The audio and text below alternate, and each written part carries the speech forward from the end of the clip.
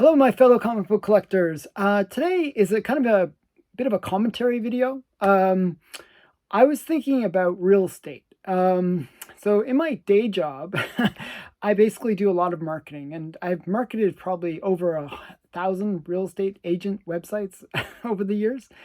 And one of the things that they always say within the real estate market is, what are the three L's of real estate? And the three L's are location, location, location, because that's all that matters in real estate. And I was thinking, well, a lot of people know that I negotiate when I buy comics, right? So I was thinking, what are the three P's of negotiating? So this can apply to comics or it can apply to anything.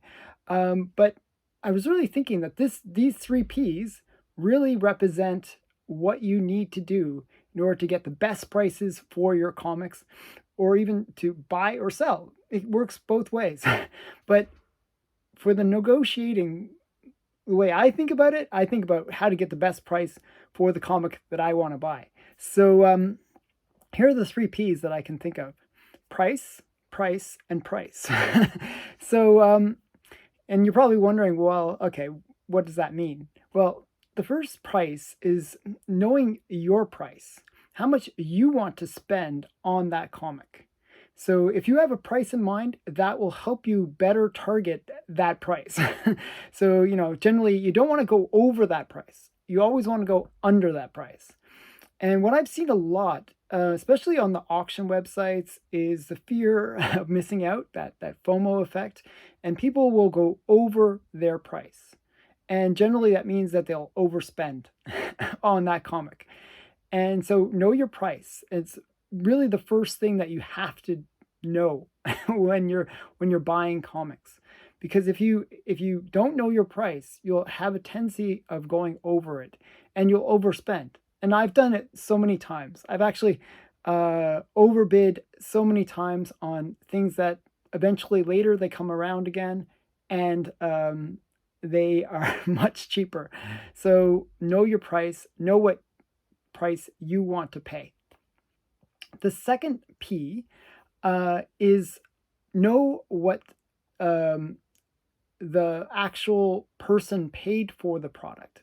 Okay, so basically know their price.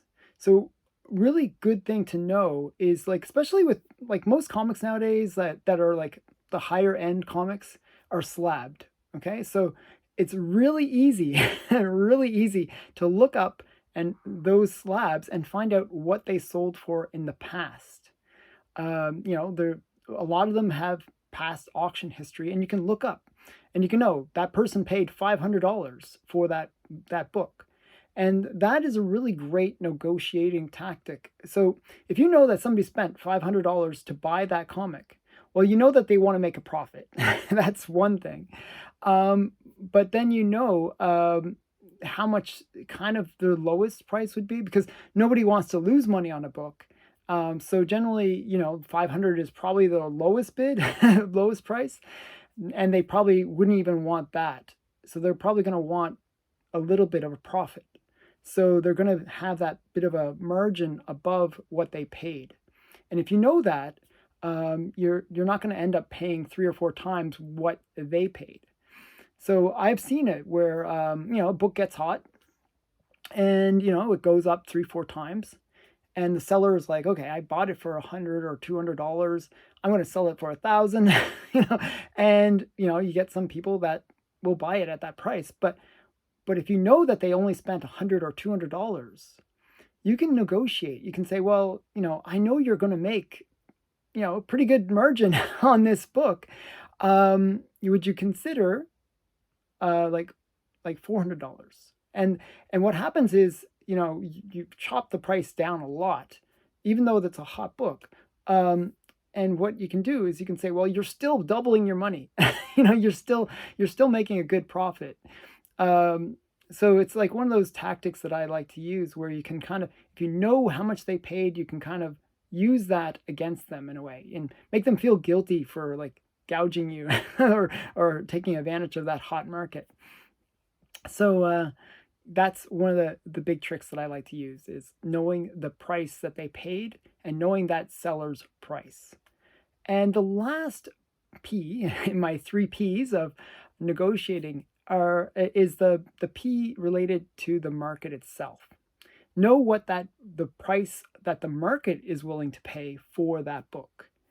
And that's really, really important. So if you go to like Go Collect or any of these kind of pricing sites, often what they'll do is they'll give what's called a fair market value, FMV. And the FMV is just really based on past sales. And in a way, it's always either slightly underinflated or slightly overinflated. Because what happens is it has to catch up. And if there's no sales, it doesn't really catch up. So what ends up happening is, like, let's say a book is really, really hot, and the fair market value goes up, up, up, up, and then for whatever reason it tanks. I can think of Eternals #1 as a good example of that. Just the price dropped 50%, and that can happen with comics. But the fair market value on Go Collect and all those sites will show it still at that double price, that the previous price before the market crashed. And what will end up happening is when it does crash, often the sales will slow down as well. So it doesn't really readjust that quickly. Just like when in the opposite side, when a book is becoming hot, sometimes it will be the case where it has to, it takes a little bit of time to correct to get to that hot price. So so you can have it where the fair market value is not really that accurate. And it's good to know what really is the true market value. Now, you can use that fair market value as a kind of an approximate, but it's best to know what things are selling for and what the market is willing to pay for that book. And often a lot of people will look at that fair market value and say, okay, I'm going to list it at that fair market value. And the book has died for whatever reason, and they're not going to get that price. So that's really important to know. What is the market price for that book? And what you can do is use that as a negotiation tactic where you can say, hey, look, this book used to be hot. I know you probably paid a lot for it, but it doesn't have that value anymore. People aren't willing to spend that. And you can use that to kind of talk them down in terms of the price. And it's kind of hard because people do lose money on these books. I mean, that's the interesting thing about the hobby. You can spend thousands of dollars on like various comics, and they can become worthless. At the end of the day, the books are only worth as much as anyone is willing to pay for them. And so that's what you really need to know, what other people are willing to pay for them. So I always think of it as almost like Freud. I'm going to give you a little bit of a psychology idea here. Freud had three concepts of the self, and they were id, ego, and superego. So id is your like kind of lizard brain, your basic who you are kind of thing. Your ego is kind of your more complex kind of layer to yourself. It's like what you perceive yourself to be. And your superego is your community at large. Well, that's kind of similar to these three P's in a way, because your id is basically what that book is really worth. Your ego is kind of maybe how much you're willing to spend on that book. And then your superego is what the market actually says that book is worth. So those are kind of the three things going on here, and they're all interplay. It's one of those things where I actually, I really like to investigate how much the comic is worth. And that's one of the things that we can really do nowadays. I mentioned this as the second P, knowing the price really is a powerful tool. And I didn't have that back in the day. Like going back, like when I first started collecting, you'd go to like some comic shop and they could really set the prices anything they wanted, and they were pretty harsh both ways. So what they would do is, you bring in your collection and they'd literally give you maybe 10 cents a book. And, even the books might be worth $3, $4. They would give you like very little for the value of the books.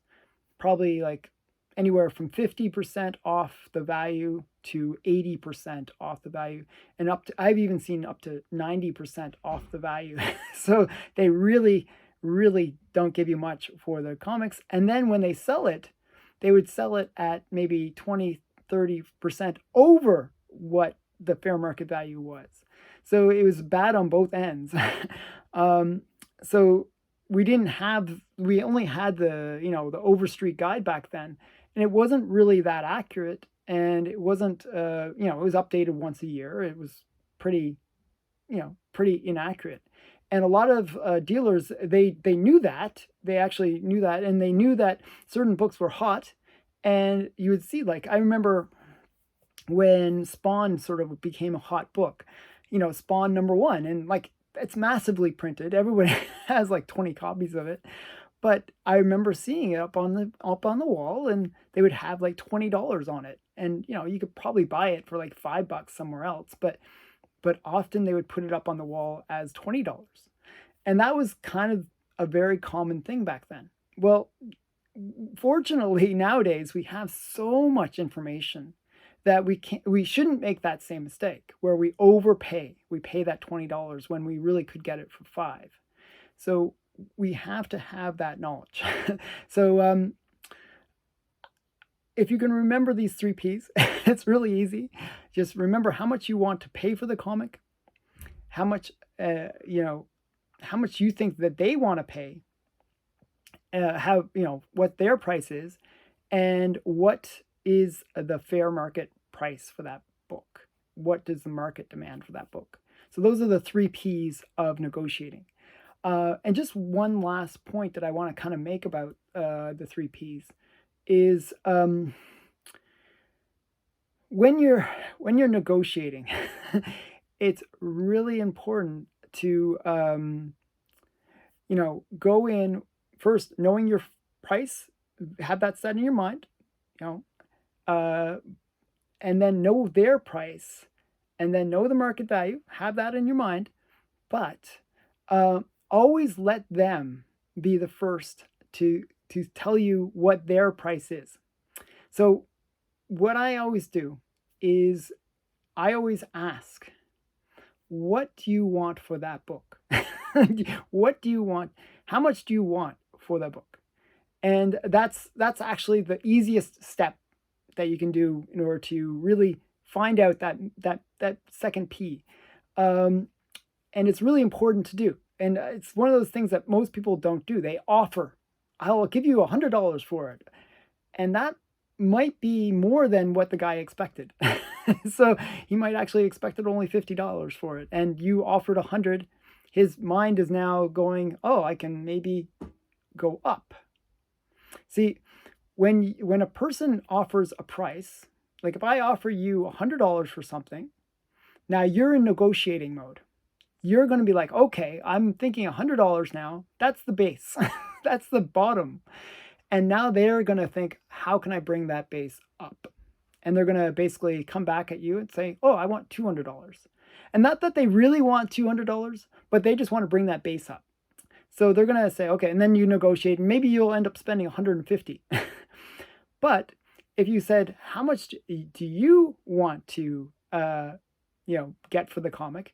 And they say $50 or some other number, what ends up happening is that becomes the ceiling for how expensive that book is. And now you can work your way down. So that's a really important tactic. So, if you give the price first, you're working your way up in terms of value of the price that you're going to end up paying. If you have them say the price, then you're working your way down so you can actually save money. So those are that's a very simple tactic that you can use to really get the best price for anything that you want to buy. Always find out how much they want for it and then work your way down. Don't do the opposite where you offer a price and they work the price up. So really important thing that's just like one thing that kind of puts this all together. And I hope this video has been useful.